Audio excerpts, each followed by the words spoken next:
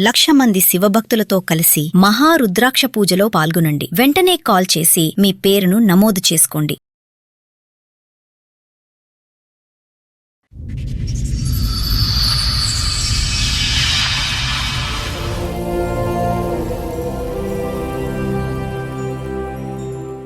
ఏంటండి సమస్య? మా పెద్దమ్మాయికి సంబంధించి చూసాను. వాళ్ళు కట్న కానుకలు ఇవ్వాలని అంటే లోన్ తీసుకోవడానికి బ్యాంక్ వెళ్తే మాకు సివిల్ స్కోర్ సరిపోదు అన్నారు మేడం గారు. ఇంతకీ మీ అమ్మాయి పెళ్లి అయిందా అవలేదా? అవలేదు. ఇప్పటికీ అవలేదా? అవ్వలేదు. ఇంతకీ ఎంత అప్పు తీసుకున్నాడంటే ఏం చేశాడు ఆ డబ్బులు? ఆ డబ్బులు ఏం చేశాడో తెలియదండి. ఇప్పుడు దాకా మీరు అడగలేదా? మేము అడగలేదు. ఏమైనా బెట్టింగ్ యాప్లు ఏమైనా ఉన్నాయా ఏంటి? ఒక రోజు అనుకున్నా ఒకటేసారి కోటీశ్వరుడు అయిపోదాం అంటే అవ్వదు కదా, ఏదో బెట్టింగ్ ఆడి చేసిన దాంట్లో లాస్ అయింది. అది ఎంత అమౌంట్ తీసుకున్నారు మీరు? 30 లక్షలు. 30? ఆవిడ అమ్మా మందు, సిగరెట్, మళ్ళీ అమ్మాయిల దగ్గర పోడు అన్ని అలవాటైంది. ఆడపిల్లలు పెళ్లి చేస్తాడో మాకు బాధ్యతలు ఏమి ఉంచడో అన్ని ఆడే బాధ్యత అంతా తీసుకుంటాడు అన్నట్టే మేము ఆలోచించాము. ఆడ చివరికి మమ్మల్ని రోడ్డు మీద నిలబెట్టాడు మేడం.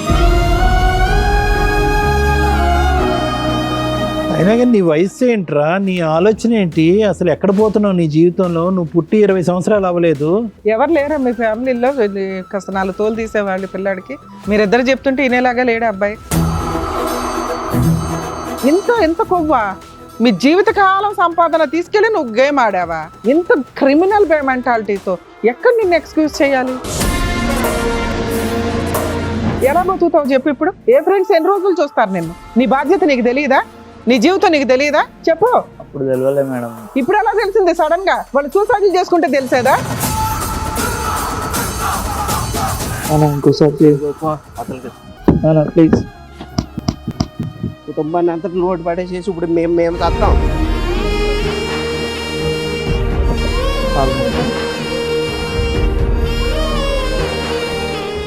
నమస్తే. సుమన్ టీవీ సమర్పిస్తున్న పద్మవ్యూహం కార్యక్రమానికి స్వాగతం. మరి ఈ కార్యక్రమంలో మనతో పాటు ఉన్నారు ప్రముఖ హైకోర్టు అడ్వకేట్ రమ్యాకుల గారు. నమస్తే మేడం. నమస్తే. ప్రముఖ సైకియాట్రిస్ట్ డాక్టర్ కళ్యాణ్ చక్రవర్తి గారు. నమస్తే సార్. సార్ మేడం రమ గారు ఆవిడ సమస్య చెప్పుకోవడానికి ఇక్కడి వరకు వచ్చారు. ఆవిడ సమస్య ఏంటో అడిగి తెలుసుకుందాం. నమస్తే అండి. నమస్తే అమ్మా. ఎక్కడి నుంచి వస్తున్నారు? మా వైజాగ్ అండి. మీతో పాటు వచ్చిన వాళ్ళు ఎవరో చెప్తారా? మా పిల్లలండి, 3 పిల్లలు. ఆయన మా ఆయన. సో మొత్తం ఫ్యామిలీ అందరూ వచ్చారు ఇక్కడ. ఫ్యామిలీ అందరం వచ్చి. ఏంటండి చెప్పండి, ఏంటి సమస్య? మీరిద్దరు ఉండగా మాతో ఏం అవసరం?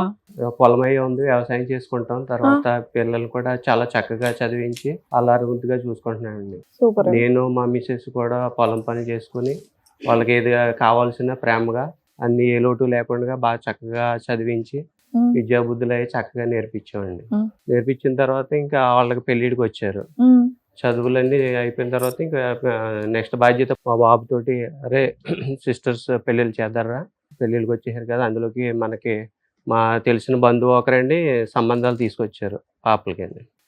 ఇద్దరు అమ్మాయిలకినా ఒక అమ్మాయికి తెచ్చారా? అదే పెద్ద అమ్మాయి తీసుకొచ్చారండి. మీరు పెద్దమ్మ, మీరు చిన్న, ఇతను 3, ఇతను ఆఖరు. రైట్. సరే ఇలాగా సిస్టర్కి సంబంధం వచ్చిందని మా బాబుతో చెప్తే, ఎందుకంటే నా బాబు కూడా నాకు చాలా చేదోడు వాదోడుగా కుటుంబ ఫ్యామిలీ విషయాల్లో కూడా నాకన్నా ఎక్కువగా ఎదరికి తీసుకెళ్తూ ఉన్నాడు. చూసి తెలుస్తుందండి మీ ఫ్యామిలీ. ఇప్పటి వరకు అత్త కోడళ్ళు వచ్చారు, లవర్లు వచ్చారు, మొగుడు పిల్లలు విడిపోవడానికి వచ్చారు, కానీ ఒకే ఇంట్లో ఉండేటటువంటి ఒక ఫ్యామిలీ అంతా రావడం ఇదే ఫస్ట్ టైం అనుకుంటా. అవునండి. కొడుకుగానే కాకుండా తిన్న కూడా నాకు ఒక మా కుటుంబానికి ఒక తండ్రి లాగా బాధ్యతలు కూడా తీసుకుని. ఏంటి ఇప్పుడు చెప్పడానికి వచ్చారా ఇక్కడికి? అండి మీ గొప్పలు చెప్పడానికి వచ్చారా? నెగిటివ్స్ ఏంటో చెప్పండి. ఇట్లా ఎదరికి వెళ్తుంటే తర్వాత సంబంధాలు ఆమెకి ఒక రోజు వెళ్ళి మా పెద్ద అమ్మాయికి సంబంధం చూసిన తర్వాత వాళ్ళు కట్న కానుకలు ఇవ్వాలని అంటే నేను అన్నాను మా బాబుతోటి, మా మిసెస్ తోటి, మన పొలం ఉన్నది కదా, పొలం ఆమెకు వచ్చే భాగంతో మనం పెళ్లి చేసేద్దారని అనుకున్నామండి. అనుకుంటే అప్పుడు మా బాబు అన్నాడు, పెళ్లి చేసి కట్నానికి మన భూమి ఇవ్వటం ఎందుకు డాడీ, నేను అదే మనం లోన్ పెట్టుకుని ఆ భూమి మీద తీసుకుంటే తర్వాత నాకు జాబ్ వచ్చిన తర్వాత అది నేను ఆ లోన్ క్లియర్ చేసేస్తానంటే ఇంకా అంతకన్నా మహాభాగ్యం ఏంటని ఇంత ఆలోచన నాకు రాలేదని నేను చాలా ఆశ్చర్యపోయానండి మేడం గారు. తర్వాత Okay. ఈ మంచి సలహా ఇచ్చారు, చదువుకున్నాడు కదా. ఈ తర్వాత మా బంధువులు మా మిసెస్తో చెప్తే ఇది కూడా పర్లేదు కదండి, మన భూమి మన దగ్గర ఉంటుంది, చిన్నప్పటి నుంచి కష్టపడి పొలం అంటే ఒక రిలేషన్ కింద చూసుకున్నాము, ఒక భాగస్వామి సరే కింద. ఇప్పుడు ఏంటి దాని లోన్ తీసుకున్నారా? అది తీసుకోవడానికి మా బాబు అప్పుడు మనకు తెలియదు కదండి లోన్ విషయాలు అవన్నీ. బాబు అయ్యి, అది ఎలా పొలాలు తీసుకోవాలి కొనడం ఏంటి తెలీదు, అనేది లోన్లు బాబు తెలీదా? చెప్పాడండి. సరే మీ బాబు చెప్పాడు, మంచి ఆ. ఆలోచన. ఇంతకు లోన్ తీసుకున్నారా లేదా చెప్పండి fast లోన్ గా. వెళ్ళాం మేడం, లోన్ తీసుకోవడానికి బ్యాంక్ వెళ్తే మాకు సివిల్ స్కోర్ సరిపోదు అన్నారు మేడం గారు. తర్వాత మా బాబు కూడా సివిల్ స్కోర్ చూస్తేనే తనకి సరిపోద్దని అన్నారండి. అప్పుడు మా బాబు అన్నాడు, లేదు డాడీ, మా ఫ్రెండ్ ఉన్నారు, ఆ ఫ్రెండ్ని అతనికి సివిల్ స్కోర్ అయ్యి కరెక్ట్గానే ఉంటుందని తీసుకొచ్చారండి. చూస్తేనే అప్పుడు తనకి సివిల్ స్కోర్ అయిన బాగానే ఉందని చెప్పారండి. నాకు తెలియదు కదా, నేను బయటికి వెళ్ళలేదు.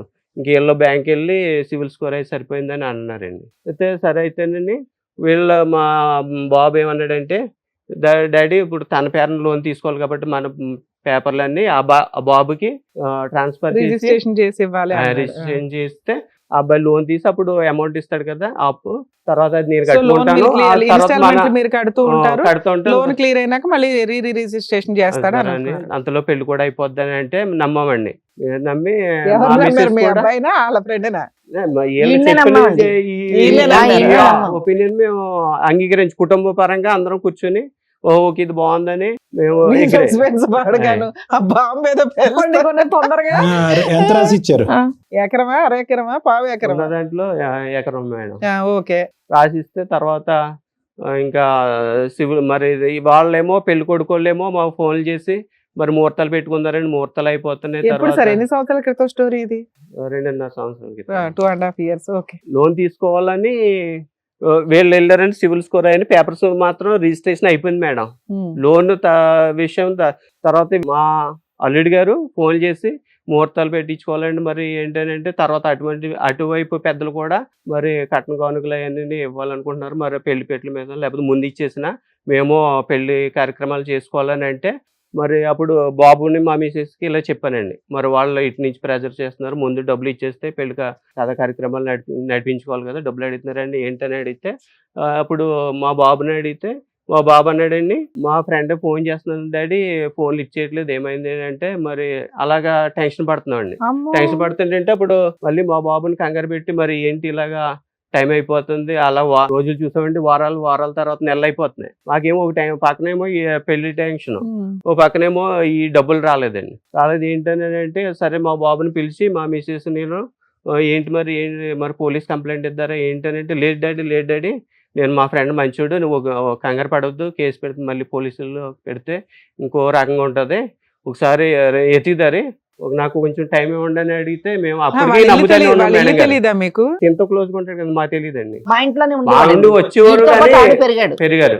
ఓకే. అప్పుడు వాళ్ళ ఇల్లు తెలుస్తుంది కదా, వాళ్ళ అమ్మా నాన్న వాళ్ళంతా తెలుస్తారుగా మీకు. ఆహా. అలాగా తర్వాత ఫస్ట్ ఒప్పుకోలేదండి. మాకు కంగారు వస్తే మరి ఏంటి అది ఇది అని తర్వాత వాకప్ చేస్తే, తర్వాత అతనేమో నేను మీ అబ్బాయికి కొంత అమౌంట్ ఇచ్చాను, దాని బదులు ఇది రిజిస్ట్రేషన్ చేయించాడు నాకు నాతో అన్నాడా? రిజిస్ట్రేషన్ అయిపోయింది, ఈ విషయం చెప్పొద్దని మీతో చెప్పారు అని అన్నారు. వాళ్ళకి పని అవ్వడం డాక్యుమెంట్స్ important ఏమో మొత్తం కాబట్టి. ఆయన దగ్గర ఉండిపోయినాడు భూమి అంతానే. మరి అతనికి ఎలా లొంగాడు ఏంటో నేను అసలు నా కుటుంబంలో అసలు ఇంటి బాధ్యత అంతా వీడి మీద వీడి మీద పెట్టారండి. పెట్టేసామండి. ఈయన నమ్మేసి ఇంటి బాధ్యత అంతా వీడి మీద పెట్టారు ఆయన. వీడు చేసిన కనకార్యం ఇది. ఇంతకీ మీ అమ్మాయి పెళ్లి అయిందా అవలేదా? అవ్వలేదు మేడం. అవలేదు. ఇప్పటికీ అవలేదా? ఇప్పటికీ అవ్వలేదు. అసలు తీసుకుందాం అనే టైంకే ఇలా చేశాడు. ఇప్పటికి డబ్బులు రాలేదు, ఆస్తి రాలేదు. ఆస్తి పోయింది కదండి. అదండి మేము పోలీస్ స్టేషన్ కంప్లైంట్ ఇస్తే అప్పుడు అతను 2 రోజుల తర్వాత దొరికాడా? నెంబర్ లో పెట్టుకుని కొంచెం ప్రెజర్ పెట్టేటప్పటికి దొరికాడండి. దొరికితే పోలీసులు మమ్మల్ని రమ్మన్నారండి, మేము వెళ్ళాం. ఆ అబ్బాయి వచ్చాడండి.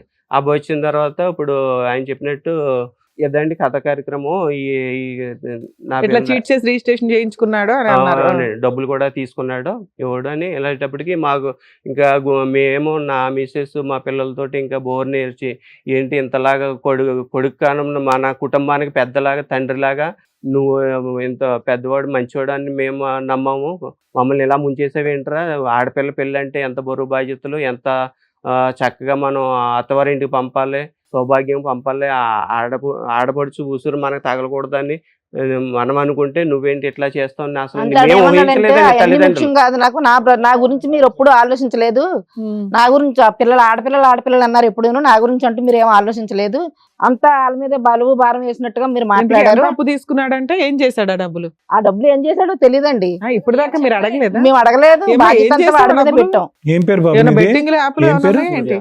సూర్య. ఏమైంది డబ్బు?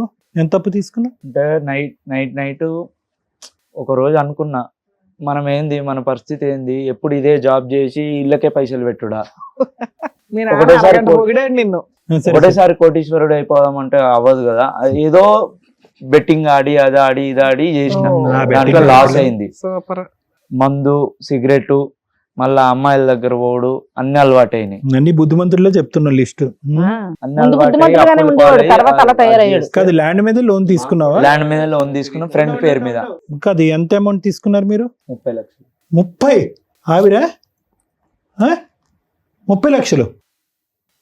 మీ ఫ్రెండ్ తీసుకున్నాడా లోను, నువ్వు తీసుకున్నావా? ఫ్రెండ్ పేరు మీద తీసుకొని తీసుకొని బెట్టింగ్ ఆడి కట్టేసి మళ్ళా తీసుకొచ్చారా? తీసుకున్నది బెట్టింగ్ లా పోగు. అమ్మా, అక్కడ సిస్టర్ మీ అక్క పెళ్లి పణంగా పెట్టావు నువ్వు. వాళ్ళది మాకు సంబంధం ఏముంది మేడం? అరే నువ్వు ఇప్పుడు అదేగా మీ నాన్నకి చెప్పింది, నాన్న నేను నేను లోన్ చెప్పిన పెట్టి కానీ నేను నాన్న తీసుకొస్తా. నేను చూసుకోవాలి కదా మేడం. అది మనసులో నువ్వు పెట్టుకునే ఎక్కడ మేడం ఇదంతా చూసుకున్నావు? చేశాడు. అదేదైనా ఏదమ్మా? ప్రాపర్టీ ఏం అన్నా పెట్టుకుని? కొనలేదు కదా నువ్వు. వాళ్ళ విషయం నాకెందుకు, నా బతుకు నేను బతుకుతాను, నా గురించి ఎప్పుడు మా అమ్మ మా నాన్న ఆలోచించలేదు, నా బ్రతికే నేను బతకాలన్న మైండ్ వచ్చేసింది పోలీస్ అడిగి. స్టేషన్ గారు చెప్పాడండి, ఇప్పుడు వరకు ఆ మాటలే ఏం లేదు మా చిన్నప్పటి మీకు ఇప్పుడు నుంచి. తెలిసి ఎంతకాలం అయింది? పోలీస్ స్టేషన్కి వెళ్ళి ఎంతకాలం అయింది మీరు? ఒక వారం అయింది మేడం, వారం కిందటే మాకు తెలిసింది. ఇదంతా తెలిసింది ఇప్పుడు. ఇది 2 ఇంకా years నుంచి పట్టుకోవడం అవ్వలేదా? అంత డ్రామా అయ్యింది. అప్పటిదాకా నమ్మామండి, నాకేం చేయలే మేడం, వాళ్ళు నాకేం చేయలే. ఎలా పెరిగారు? వాళ్ళకి ఆడే అసలు పెరిగేశాడు. నువ్వు చేయటం అంటే ఏంటో మాకు ఇప్పుడు ఎక్స్ప్లెయిన్ చేస్తే మేము నేర్చుకుంటాం. అసలు తల్లిదండ్రులు నీకు నా చేయటం friends అంటే ఏంటి? అందరూ బాగా ఫ్రెండ్స్ సంపాదిస్తారు పెట్టారా మేడం. నీకు? సంపాదిస్తారా? నీ ఫ్రెండ్స్ పెట్టారా? మేమేమో డిగ్రీ చదివి అదే జాబ్ అదే 20,000కి మరి బాగా ఏమయ్యా? చదువుకోవాల్సిందయ్యా, నేను ఇక్కడ చదివించాడు కదా మీ నాన్న. మా నాన్నగారు ముగ్గురిని ఒకేసారి తనంత వ్యవసాయం చేసిన అంత కష్టపడినా కూడా ఎవరికి ఎక్కడ ఏ లోటు చేయకుండా ముగ్గురికి డిగ్రీ చదివిపించారు మళ్ళీ మేడం. ఏమన్నా ఏమ్మా, అంటే డిగ్రీ అన్నా అయిందా వాళ్ళకి నీకు? రూపాయి పెన్సిల్ పెట్టినా మీకు 5 రూపాయల పెన్సిల్ పెట్టినా అని చెప్పి అంటారు. మరి మాకన్నా మిమ్మల్నే కదా చూసుకున్నాం. మగపిల్లడు కదా, మమ్మల్ని ఏదో ఎత్తేస్తామని నీకే ఎక్కువ పెట్టాం రా. మరి నిజంగా వాళ్ళ మీద ఉన్న కసి కోపంతో చేసావా, లేదంటే బెట్టింగ్ ద్వారా తొందరగా రిచ్ అయిపోయి వీళ్ళందరికీ ఏదైనా గిఫ్ట్ ఇవ్వాలి అనేటటువంటి ఉద్దేశంతో చేసావా? అట్లా అనుకున్నా సార్, సేమ్ సెకండ్ పాయింట్ అన్నారు. అయ్యి, ఇప్పుడు అట్లా దాకా నా అనుకున్నా. స్వార్థం కానీ అన్నావు, వెంటనే ప్లేట్ ఫిరాయిస్తున్నా. నాకు మైండ్ లో ఒక పురుగు మిసిలినట్టు అయింది. ఏం చేయాలనిపిస్తే అది చేస్తావు, ఏంటి? అంతేనా? చేస్తావా? ఇప్పుడు మమ్మల్ని అందరూ అప్పుడు ముంచేస్తావా? మందు తగ్గదు, తాగి చావనా? సిగరెట్ చావాలా? తాగి ఆ అలవాటు ఉండి అట్లా సరే, అయిపోయి రిచ్- అసలు మీ నాన్న గసరుకోవడం పోతున్నాడు నిన్ను. 90% మంది ఆన్లైన్ బెట్టింగ్ ఆడేటటువంటి వాళ్ళు రోజుకి నా దగ్గర ఒక 20-30 మంది వస్తారు. ఈ ఆన్లైన్ బెట్టింగ్ వాళ్ళే 50,000 నుంచి 50 కోట్ల వరకు పోగొట్టుకున్న వాళ్ళు వస్తారు. అందరూ ఆలోచనలో ఒక మంచి ఆలోచన ఉంటుంది, అది ఫైనల్గా వాళ్ళు కొంప కొల్లేరు చేస్తుంది, అది వేరే విషయం. ఏంటి ఆలోచన? అప్పులు తీసేయాలి, పేదరికంలో బయటపడాలి, దెబ్బకి రిచ్ అయిపోవాలి, ఫ్యామిలీని సుఖపెట్టాలి, ఎక్కడ ఓడిపోయాం అక్కడ గెలాలని. కానీ నీ దాంట్లో ఆ యాంగిల్ కనిపించట్లేదేంటి? వాళ్ళ నీ దాంట్లో చూసుకుంటారు కదా. నీ దాంట్లో సిస్టర్స్ కి ఇచ్చేటటువంటి సుఖం వాళ్ళకి ఎక్కువ పనిచేస్తున్నాడు మా నాన్న, కాబట్టి ఇది ముందస్తునే నేను తాకట్టు పెట్టి అప్పు చేయాలని చెప్పి స్వార్థం కనిపిస్తుంది ఏంటి? అదే సార్ ఆడు చేసింది అదే. నాకు ఉండాలి కదా సార్. కాదు నాన్న, నీకంటే వాళ్ళకి వాళ్ళిద్దరికంటే కూడా అనిపించేస్తే నిన్నే బాగా నేనేం చూసుకున్నారంట చేసుకోవాలి కదా. ఎవరి వాట వాళ్ళది కదమ్మా, మొత్తం నీకే కావాలనుకోవడం కూడా తప్పు కదా. అయినా కానీ నీ వయసు ఏంట్రా, నీ ఆలోచన ఏంటి, అసలు ఎక్కడ పోతున్నావు నీ జీవితంలో? నువ్వు పుట్టి 20 సంవత్సరాలు అవ్వలేదు.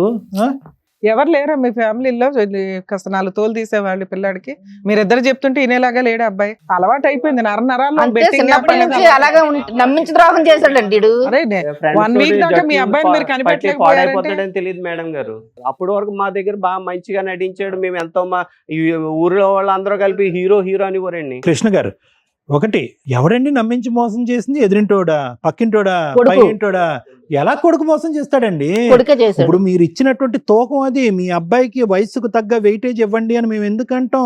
వయసుకు తగ్గ వెయిటేజ్ చేయండి. ఏమండి, దేవుడండి, రాముడండి, భీముడండి, తండ్రి తర్వాత తండ్రి అండి, ఎలివేట్ చేసేసారు. ఎలివేట్ చేసేసి అతను భుజస్కంధాల మీద, అరే నీకు మించినోడు ఎవడు లేడు, నువ్వే అప్పు తేవాలి, నువ్వే తాకట్టు పెట్టాలి, అన్ని నువ్వే అంటే అలాగే కనుక అనుకున్నాం మేడం.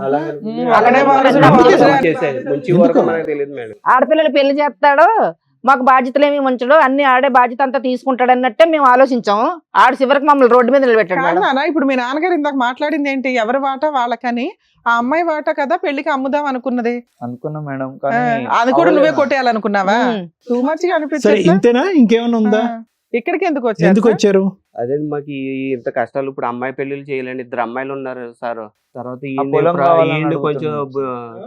ఈ ఆ పొలం చేసిన- కావాలా లేకుంటే అమ్మాయిల పెళ్లి పొలం నీ చేయాలా? పేరున పొలం ఉందా? లేదా? లేదు, లేదు ఆ మేడం, betting లో మొత్తం పోయిందని ఇంకా. చెప్పి అంటున్నా. సరే, ఇంకా మొత్తం మిగతా ఏదో ఉంది కదా, ఇంకే- దాంతో ఆ పిల్ల పెళ్లి చేయిపోయారా? ఎంత ఉంది లేదండి, కృష్ణ మేము గారు? కౌలు చేసి సొంతది అయితే ఎకరం మేడం. అది ఉన్నది ఉన్న ఎకరమే మొత్తం ఓకే. పేపర్లు ఇచ్చేసి అన్నాం కదా మేడం గారు. ఉన్నది ఒక ఎకరం, పేపర్లు మిగతాది మీరు కౌలు చేస్తూ పట్టిపోయాడు, ఉండేవాళ్ళ? పేపర్లు పట్టిపోయి తన ఇలా చేశాడండి.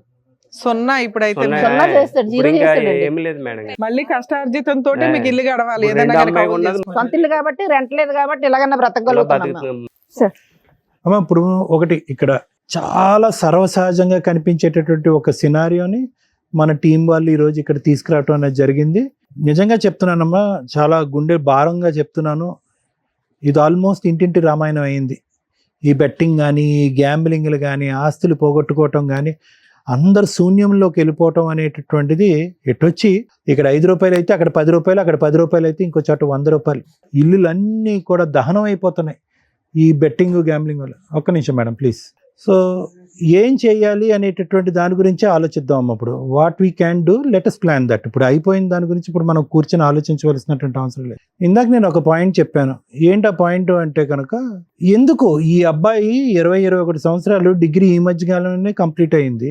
అసలు ఆ అబ్బాయికి అసలు ఆలోచన ఎలా వచ్చింది? అప్పటి వరకు తెలియనటువంటి అబ్బాయిలో ఒక కొత్త రంగు కనిపించిందండి, ఒక కొత్త వ్యవహారం కలిగిందండి, కన్నింగ్ యాటిట్యూడ్ అని చెప్పి ఏదైతే కనుక 1 సంవత్సరం క్రితం ఎప్పుడో what ever the time range, ఆ టైం రేంజ్లో మీరు కొనయాడినటువంటి ఒక వ్యక్తిని ఈరోజు దుర్మార్గుడు, దుష్టుడు, పాపాత్ముడు అని అంటున్నారు. కానీ ఆ ఆలోచన రావటానికి కారణం ఏంటి? ఇందాక నేను చెప్పినట్టుగా ఏంటంటే, ఆ అబ్బాయికి ఎంత వయస్సో అంత బాధ్యతను ఇవ్వటం అనేటటువంటి తల్లిదండ్రులు అందరూ ఇంపార్టెంట్. చాలా కుటుంబాలు ఉన్నాయమ్మా. ఏదో వాడు తెలివితేటలుగా 4 మాటలు అంటాడు, ఎక్కడెక్కడో ఏదో కొత్త ఐడియా చెప్తాడు, కొత్త ప్లాన్ చెప్తాడు అనేటప్పటికీ వీడికేంటి వయసు మించినటువంటి తెలివితేటలు ఉన్నాయి, వీడు ఎంతో గొప్పగా ఆలోచిస్తున్నాడు అని చెప్పి ఆ తండ్రి, ఆ తల్లి, ఆ కూతుర్ల చేతుల్లో ఉండేటటువంటి బరువు బాధ్యతలు, వాళ్ళు వాడవలసినటువంటి తెలివితేటలు అన్నీ కూడా తాకట్టు పెట్టి ఆ అబ్బాయి చేతిలో పెడతారు. ఏది ఐడియా చెప్పినా, ఏ సలహా ఇచ్చినా వాడే ఇవ్వాలి, ఏ ఐడియా చెప్పినా అతనే ఇవ్వాలి, ఏ మాట ఏ ఏ ఏ ఏ ఏ ఇంట్లో కొన్ని ఇళ్లలో ఆడపిల్లలకు సంబంధించినటువంటి సంబంధాలు కూడా డిసైడ్ చేసేటటువంటి కొడుకులు ఉన్నారు. అంటే చెయ్యొచ్చు, కాదనట్లే, కానీ ఎంత వయసు, ఎంత అనుభవం, ఎంత ఆలోచన వచ్చిన తర్వాత అవి చేయాలి అనేటటువంటిది ఒక ముఖ్యమైనటువంటి అంశం. ఎంత వయసు అబ్బాయికి? 20 years.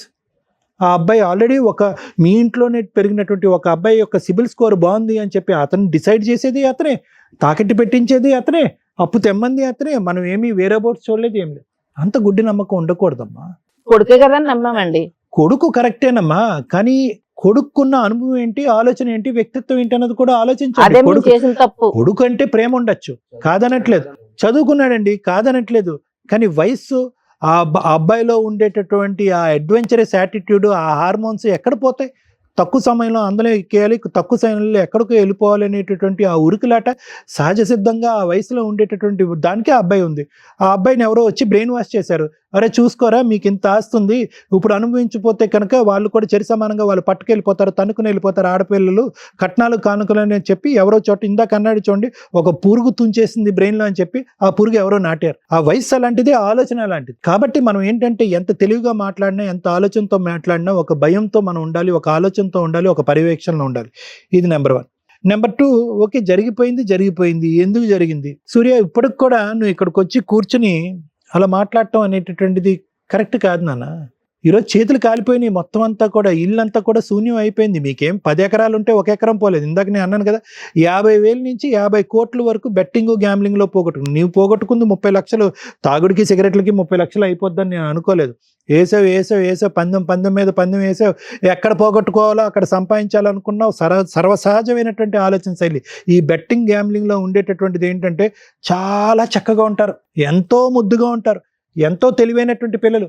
అప్పుడు వరకు ఎటువంటి వ్యసనం లేదు, ఎటువంటి ఆలోచన లేదు.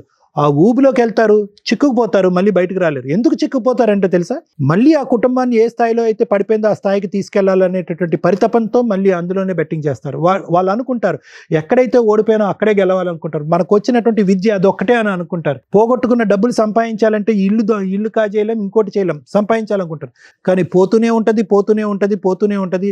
ఇతను 30 లక్షలు అలాగే పోయింది. కానీ ఇప్పుడు ఇక్కడికి వచ్చి కూర్చున్న తర్వాత సార్ పోయింది సార్, అవివేకం అమాయకత్వం నాకు తెలియలేదు, నాకు బుద్ధి గడ్డి తిన్నాను, ఈ అలవాటు మానుకోవాలనుకుంటున్నాను, నా వ్యక్తిత్వాన్ని మార్చుకోవాలనుకుంటున్నాను, ఈ కుటుంబంలో మళ్ళీ అందరూ ప్రేమించేటటువంటి ఒక వ్యక్తిగా మారాలి అనుకుంటున్నానని చెప్తాం అనుకున్నాను. సూర్య, ఇక్కడికి వచ్చి తప్పే ఉందండి, వాళ్ళకి ఎలా వెళ్ళిపోతుందండి, ఎలాగా? ఇది తగలెట్టింది ఎవరు? నువ్వు కాదా? ఎంత మంచి కుర్రాడివి, ఏంటి జీవితాన్ని ఇలా చేసుకున్నావు? పోయింది ఎలాగా పోయిందమ్మా, నేను దాని గురించి మాట్లాడలేను. అవి రావు. చాలా మంది వస్తారు నా దగ్గరికి వస్తారు, సార్ సైబర్ క్రైమ్ లో కేసు వేయాలా, వాళ్ళు మోసం చేశారు, ఈ యాప్ వాళ్ళు మోసం చేశారు, అవి అంటారు. అవి రావటం మళ్ళీ రాబట్టుకోవటం అనేటటువంటిది ఇంపాసిబుల్. పోయింది. అలవాటు మారుతుందా, మళ్ళీ మీ అబ్బాయిని ట్రాక్ లో తెచ్చుకోగలరా లేదా అనేటటువంటి సంబంధం ఎంతవరకు నిలుస్తుంది, పెళ్ళి అవుతుందా లేదంటే అది భగవంతుడు రాతం, అది మనం చెప్పలేం. ఎందుకంటే కనుక ఈరోజు ఇంత నష్టం జరిగింది కాబట్టి ఈరోజు వ్యసనం నుంచి సూర్య బారిన పడకుండా బయటపడ్డాడు అని అనుకోవటానికి కూడా లేదు. ఎందుకంటే ఆ వ్యసనం అలాంటిది. ఇక్కడ సూర్య తప్పు ఉంది అని నేను అనట్లే, ఆ వ్యసనం అలాంటిది. మరి ఇంకొక ఛాన్స్, ఇది ఒక్కసారి ట్రై చేయి అయిపోద్దని చెప్పి అది ఆ పవర్ లాగుతుంది. దానికి కావాల్సింది ఏంటి లేదు, అతని చేతుల్లో మళ్ళీ పైస కనిపించాలి. ఆ పైకం కనిపిస్తే కనుక మళ్ళీ అది బ్రెయిన్కి ఎక్కుతుంది, మళ్ళీ ఆడతారు. సూర్యలో నా వంతు ప్రయత్నంగా నేనేం చెప్తున్నానంటే కనుక ఎంతోమంది ట్రీట్ చేసినటువంటి అనుభవంతో ఈ అబ్బాయి ఆలోచన శైలికి వ్యక్తిత్వానికి మార్చేటటువంటి పూచీకర్త నేను తీసుకుంటాను. మళ్ళీ ఫ్యూచర్లో ఆ దారిని పోకుండా దానికి సంబంధించినటువంటి కౌన్సిలింగ్ మీరు ఉండేటటువంటి ఏరియాలో అన్నా మనం ఏర్పాటు చేద్దాం, లేదంటే నా దగ్గర అన్నా ఏర్పాటు చేద్దాం. ఈ వ్యసనం బారిన పడకుండా ఒక ఆలోచన శైలి మార్చడానికి ట్రీట్మెంట్ ఏమన్నా అవసరం అవుతే, మెడికల్గా ట్రీట్మెంట్ అయితే కనుక అది కూడా మనం చేద్దాం. అంతవరకు నాది. కానీ పోయినటువంటి ఆస్తి తిరిగి తీసుకురాలేము అనేటటువంటి సానుభూతి నాకు మీ అందరి వైపు ఉంది. అంటే పెళ్లిపేటల మీద కూర్చోవలసినటువంటి ఆడపిల్లి ఈరోజు తలదించుకుని కూర్చునే పరిస్థితి ఏర్పడిందని, దానికి మనం ఏమీ చేయలేం. ఉన్నటువంటి ఒక కొడుకు బాగుపడాలని భగవంతుడి నమ్మకంతో దండం పెట్టుకుందాం. దానికి కావాల్సినటువంటి సహాయ సహకారాలు నా తరపు నుంచి ఏమన్నా కావాలంటే అది తప్పకుండా నేను చేస్తాను. Thank you madam. ఈ కేసులో మనకు కావాల్సింది కౌన్సిలింగే. ఎందుకంటే పిల్లాడికి ఎవరు కౌన్సిలింగ్ ఇవ్వాలి, ఎందుకు ఇవ్వాలి? నిజంగా థ్యాంక్స్ అండి. ఇక్కడ దాకా వచ్చి మీరు ఎక్కడికి వెళ్ళాలి అనేది మీకు అర్థం కాలే. ఎందుకంటే ఇది చాలా సెన్సిటివ్ పాయింట్.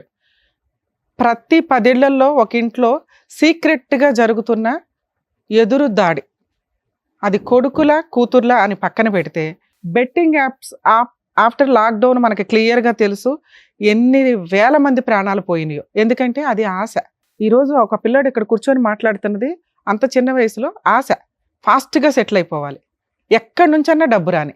దొంగతనాల యాప్ల ద్వారా డౌన్లోడ్ వీళ్ళకి ఏదో ఎకరం ఆస్తుంది కాబట్టి అతను అమ్మేశాడు, కానీ రూల్ ప్రకారం వాళ్ళు చేసిన పనులు యాప్ల్లో ఉత్తినే అప్పులు ఇచ్చారు. ఆ మధ్య ఇప్పుడు కూడా ఇస్తున్నారు. ఊరికే వస్తున్నాయి కదా అని తీసుకుంటే ఇళ్ల మీదకి దౌర్జన్యాలకు వస్తారు. డబ్బు ఊరికే రాదు, యాప్లతోనో బెట్టింగ్ యాప్లతోటో గేములు ఆడితేనో రావు. మన తెలుగు రాష్ట్రాల్లో పేకాట, లాటరీ ఇవన్నీ ఎందుకు తీసేశారో తెలుసా? కొన్ని లక్షల జీవితాలు సర్వనాశనం అయిపోయినాయి. కేరళలో అక్కడ ఉంటే దానికి ఒక పెద్ద లిమిట్స్ ఉన్నాయి. మనోళ్ళు కంట్రోల్ చేయలేనప్పుడు తీసిపడేయడమే బెటర్గా, తీసిపడేశారు. సో కొన్ని వద్దు అన్నప్పుడు వద్దు. కంట్రోల్ చేయడం కుదరకపోతే ఎవరు కంట్రోల్ చేయాలా? ఈ రోజున పేరెంట్స్ కంట్రోల్ చేయలేకపోయారు. ప్రతి ఇంట్లో పేరెంట్స్ కంట్రోల్ చేయలేకపోతున్నారు. దానివల్ల వీళ్ళకి ఒక స్టేజ్ దొరికింది, వీళ్ళు ఇక్కడికి వచ్చారు. మరి ఎవరు కంట్రోల్ చేయాలి? మేము ఎంతవరకు ఆ పిల్లడికి కౌన్సిలింగ్ ఇవ్వగలం మా దాకా తెలిసింది కాబట్టి ఇస్తున్నాం. బెట్టింగ్ యాప్స్ని కంట్రోల్ చేయాల్సిన బాధ్యత గవర్నమెంట్దే. మీరు లాటరీ సిస్టమ్స్ని ఎట్లా తీసేశారో ఈ విషయాల మీద కొంత సీరియస్గా తీసుకొని బెట్టింగ్ యాప్స్ని దయచేసి ఎలా కంట్రోల్ చేయాలి, సైబర్ క్రైమ్ ఏంటి, సైబర్కి సంబంధించి ఏ రకంగా టిక్ టాక్లు తీసేసినట్టే అవి కూడా తీసేయడానికి అవకాశం ఉంది. కానీ పట్టించుకునే వ్యక్తులు ఎవరు? కొన్ని లక్షల కుటుంబాలు సర్వనాశనం అయిపోతున్నాయి ఈ బెట్టింగ్ యాప్స్ వల్ల. మీ కేసు విషయానికి వస్తే, కొడుకు అంటే ఇంకా కొమ్ములు వచ్చేస్తాయా సార్? ఎంత దారుణం అండి. కూతురులతో సమానంగా చూడాల్సిన జనరేషన్లో మీరుండి కొడుకుని నువ్వు లీడర్వరా, నువ్వు దేవుడురా, నువ్వు అపురూపరా, అసలు చెడు అలవాట్లు ఉన్నాయి లేవు పక్కన పెట్టండి. నిజంగా మీ అబ్బాయి శ్రీరామచంద్రుడే అయినా కూడా ఇక్కడేమో బాధ్యతలాగా ఫీల్ అవుతున్నారు, ఇక్కడేమో అబ్బా సూపర్. ఇక కుటుంబం అంతా తీసుకెళ్లేది కొడుకేనా? ఈరోజు బాధపడుతున్న వ్యక్తులు ఎవరు? మీ కూతుర్లు. అర్థమవుతుందా? వాళ్ళని బయటికి పంపించేయడం నిజమే, కానీ ఏదైనా కష్టం వస్తే కూతుర్లు కూడా వస్తారు సార్ ముందుకి. ఇక్కడేమో ఆస్తులు లేవు, ఆస్తులు ఉంటే పోనీ మళ్ళీ వీళ్ళ ముగ్గురు తన్నుకున్నారు అనుకోవడానికి. ఏమ్మా మీరు కూడా కాస్త ఆలోచించాలి తల్లి. ఇక ఇప్పుడు ఆడపిల్లలు పెళ్ళిళ్ళు అవ్వలేదు, గొంతులు కోసేసాం అన్నట్టు లేదు. ఆస్తులు లేకుండా పెళ్ళిళ్ళు అవ్వవా? అవుతాయిగా. ఆల్టర్నేట్ ఆ సంబంధానికి మనం ఒక మాట ఇచ్చేసాం, కట్నం అనే మాట. కాబట్టి వాళ్ళు అది ఎక్స్పెక్టేషన్లో ఉంటారు. ఇప్పుడు మనం ఏదో కౌన్సిలింగ్ ఇచ్చి పెళ్లి చేసినా కూడా వాళ్ళకి ఆ ఫీలింగ్ ఉండిపోద్ది. అరే ఆ రోజు 10 లక్షలు ఇస్తా అన్నారు ఇవ్వలేకపోయారు, ల్యాండ్ ఇస్తామన్నారు ఇవ్వలేదు, ఇప్పుడు వచ్చి ఊపుకుంటా పెళ్లి చేస్తారని ఒక మాట అంటే ఆ పిల్ల జీవితకాలం భరించలేదు. సో ఆ సంబంధం క్యాన్సిల్ చేసుకోవడమే బెటర్. ఎలాగో వాళ్ళే క్యాన్సిల్ అయ్యారు. అది క్యాన్సిల్ అయిందని బాగా అనకుండా ఆ అమ్మాయి చక్కగా ఉంది, ఉన్నంతలో ఏదో చిన్న జాబ్ చేసుకుంటుంది, తనని నచ్చి చేసుకునే వాళ్ళకి ఇచ్చి బాబు మేము కట్నం ఇవ్వలేం, ఉన్నంతలో ఏదో మ్యారేజ్ చేయగలం అనుకొని చెయ్యండి. ఎందుకంటే మీరు ఎట్లాగో కౌలు చేసుకుంటున్నారు కాబట్టి. ఈ అమ్మాయి కూడా ఆల్రెడీ ఏదో జాబ్లో చేర్పించి కాస్త కంగారు లేదు. ఇక్కడ మీకున్న సమస్య కొడుకు. ఓకే, కొడుకు లేకపోతే ఏంటి, కొన్ని రోజులు సైడ్ చేయండి కొడుకుని.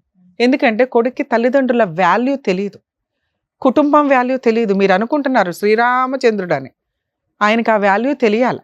నాన్న ఏం చేద్దాం, సార్ అంటే కౌన్సిలింగ్ ఇస్తానన్నారు, అయిపోయింది. నేను అట్ట కౌన్సిలింగ్లో తోలు తీసేస్తుంటా. ప్రతీది బుజ్జగించే చెప్తామా? సామధాన దండోపాయాలు ఉంటాయిగా. ఎట్లా మాట్లాడుతున్నావు ఇక్కడ కూర్చొని? నువ్వు అసలు నలుగురిని పణంగా పెట్టి నువ్వు చస్తే చావండి అంటున్నావు. వాళ్ళ నలుగురు చచ్చిపోయారు అనుకో. ఈరోజు నువ్వు నీకు ఇల్లు లేదు, పని లేదు, పొలం లేదు, ఎక్కడ ఉంటావో చెప్పు. అమ్మ నాన్న అక్కలు ఇద్దరు లేరు, ఏంటి ఇప్పుడు? ఎక్కడికి వెళ్ళి బతుకుతావు? ఎవరు తిండి పెడతారు నీకు? ఏ చుట్టాలు తిండి పెడతారు? ఇందాక మాట్లాడావుగా వాళ్ళకి నాకేం సంబంధం మేడం అని. సార్ మీరు వెళ్ళిపోండి సార్, అబ్బాయిని మేము పంపించాం. ఆ అబ్బాయి మేము కూడా అన్ని డోర్లు వేసుకుని వెళ్ళిపోతాం. ఆల్రెడీ బాగా మిడ్ నైట్ అయింది ఇప్పుడు షూట్ కూడా. అతను ఒక 5 రోజులు ఎక్కడ బతుకుతాడో బతకమనండి. గవర్నమెంట్ ఆశ్రమాల్లో బతుకుతాడా, సత్రాల్లో బతుకుతాడా, ఏ గుళ్ళ దగ్గర తిరుగుతాడా, బెట్టింగ్ యాప్లకి ఎవరు డబ్బులు ఇస్తారో అడుక్కొని తెచ్చుకుంటాడా తెలియాలి నీకు. కుటుంబాలు లేని వాళ్ళకి, అమ్మో నాన్నో లేని వాళ్ళకి ఆ పెయిన్ ఏంటో తెలుస్తుంది. నీకు అంత చక్కగా కంఫర్ట్ ఉన్నారు, ఇలా చూస్తున్నారు, నీకు నొప్పి ఎక్కడ తెలుస్తుంది? నీ వయసుకి నేను అరే పిల్లాడికి తెలియదు అని అనను. ఇంత కొవ్వా? మీ జీవితకాలం సంపాదన తీసుకెళ్ళి నువ్వు గేమ్ ఆడావా? ఇంత క్రిమినల్ మెంటాలిటీతో ఎక్కడ నిన్ను ఎక్స్క్యూజ్ చేయాలి? తీసుకెళ్ళి పిచ్చి ఆసుపత్రులు వేయాలి, లేదా అనాథాశ్రమంలో వేయాలి, లేదా నీకు నువ్వు బతకనాలి. ఎలా బతుకుతావు చెప్పు ఇప్పుడు? ఏ ఫ్రెండ్స్ ఎన్ని రోజులు చూస్తారు నిన్ను? బుజ్జగిచ్చి నీకు ట్రీట్మెంట్ ఇవ్వాలా? కాపాడుకుంటారులే వాళ్ళ నలుగురు అనుకుంటున్నావా? వెళ్ళిపోండి సార్, మీ నలుగురు వెళ్ళిపోండి. చెప్పు ఇప్పుడు ఏం చేద్దాం చెప్పు. నీకెందుకు ట్రీట్మెంట్ నాకు అర్థం కాదు అసలు. ఇదే పనే మాకు అందరికి కౌన్సిలింగ్లు ఇచ్చుకుంటూ కూర్చోడానికి. నీ బాధ్యత నీకు తెలియదా? నీ జీవితం నీకు తెలియదా? చెప్పు ఏం చేద్దాం చెప్పు. నీకు అమ్మా నాన్న సిస్టర్స్ లేరు, ఎలా బతుకుతావు చెప్పు నాకు. అప్పుడు తెలియలే మేడం. ఇప్పుడు ఎలా తెలిసింది సడన్ గా? వాళ్ళు సూసైడ్లు చేసుకుంటే తెలిసేదా? కొంతమంది పేరెంట్స్ చేస్తున్న పని అదే తెలుసా? అప్పులోని బాధలు పడలేక మీరు చేసే పనులకి ఎవిడెన్స్లు కొన్ని 100 కేసులు చెప్పొచ్చు ఇక్కడ. నీకు మళ్ళీ కౌన్సిలింగ్ బొజ్జగించి మళ్ళీ టైంకి తిండి పెట్టి మళ్ళీ ఎక్కడి నుంచో డబ్బు తీసుకొచ్చి గేమ్ ఆడుకొని అని పంపిస్తాం. చీడ పురుగుల కింద లెక్క ఇలాంటి ఆలోచనలు ఉన్న వ్యక్తులు. ఓ మంచి సంబంధం రాదు, ఒక మంచి కుటుంబం రాదు, ఒక మంచి అమ్మాయి రాదు. అర్థమవుతుందా? ఉంచండి సార్ కొన్ని రోజులు గవర్నమెంట్ హాస్పిటల్లోనో హాస్టల్స్లోనో ఉంచి అతను బతకమనండి. మీరు ఇంటికి ఎంటర్టైన్ చేయాల్సిన అవసరం లేదు. వాళ్ళు వచ్చి బట్టలు పట్టుకుని వెళ్తాడు. మీ ఫ్రెండ్ దగ్గర ఉండమ్మా, కొన్ని రోజులు ఉండనివ్వండి సార్. ఇప్పుడు దేశదిమ్మరిగా తిరిగితే కొంతమందికి ఒకప్పుడు బాధ్యతలు తెలిసేవాట. ఇప్పుడు రెస్పాన్సిబిలిటీస్ గా అరే బతకాలంటే కుటుంబం కావాలని తెలుస్తుంది వాళ్ళకి. అర్థమవుతుందా? చెప్పు ఏం చేయమంటావు చెప్పు. ఇంకోసారి వెళ్ళాలి మేడం బెట్టింగ్. అరే ఇప్పుడు అయిపోయిన 30 లక్షలు ఎక్కడి నుంచి తీసుకొద్దాం? నీ చెడు లక్షలు పెద్ద వరుసగా లిస్ట్ వేసి చెప్పావు ఇందాక. ఎంత క్రైమ్ చేసావో తెలుసా? ఒక ప్లాన్ వేసి, ఒక రిజిస్ట్రేషన్ చేసి, ఇన్ని చేసావు నువ్వు. ఎంతకంటే లాస్ట్ ఆప్షన్ దొరకదమ్మా. మేమంటే ఏదో కూర్చొని కౌన్సిలింగ్లు ఇస్తామని చెప్తున్నాం కానీ అందరికి ఇట్లాంటి ఆప్షన్ దొరకదుగా. నీ అదృష్టం బాగుండి వాళ్ళు ఏదో ఎత్తుక్కొని ఇక్కడ దాకా వచ్చారు. అసలు కుటుంబాన్ని రోడ్డు మీద అడిగేసి మాట్లాడక ఇంకా ఇంకోసారి ప్లీజ్ కుటుంబాన్ని అంతా రోడ్డు పడేసేసి ఇప్పుడు మేము చస్తాం.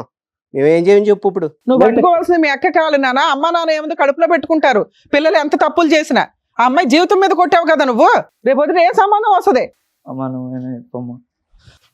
చెప్పాల్సిన నువ్వు బయట ఉండాలి.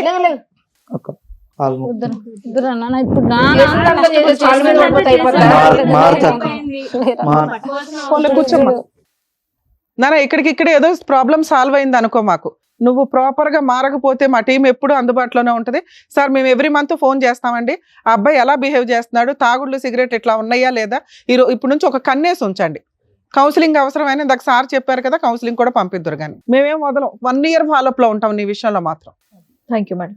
ఓకేనండి, జాగ్రత్త. నమస్కారం అమ్మా, జాగ్రత్త, వెళ్ళండి.